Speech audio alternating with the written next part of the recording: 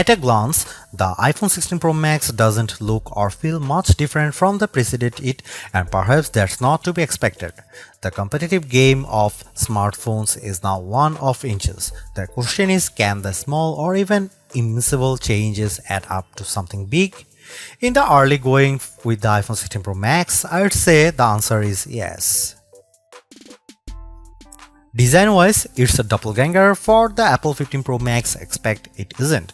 As soon as I held a sleek titanium black one, I was struck by the screen. It's still Super Retina XDR, but somehow it seems much larger. Where the iPhone 15 Pro Max offered a 6.7-inch display, this one is 6.9 inches. That is Apple's largest iPhone display ever. Thankfully, Apple did not do this by simply making the whole device larger.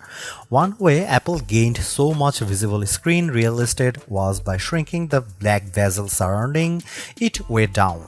I suspect that someday that bezel will disappear altogether. A bigger screen does make everything seem bigger, brighter and better, but it's not just that. Siri has an all-new look and she now makes the iPhone 16 Pro Max screen glow when you summon her. The effect is beautiful on the big screen phone. It was a loud room, so Siri only caught part of my request. I think I asked for her to show me a photo of where I am, but she only heard where I am and quickly brought up my location.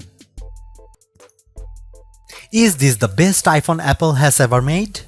Possibly, it will certainly claim a spot near the top of our best iPhone list and maybe even best smartphones. I will offer my definitive take when I finish my full review. Thanks for watching, see you in the next one.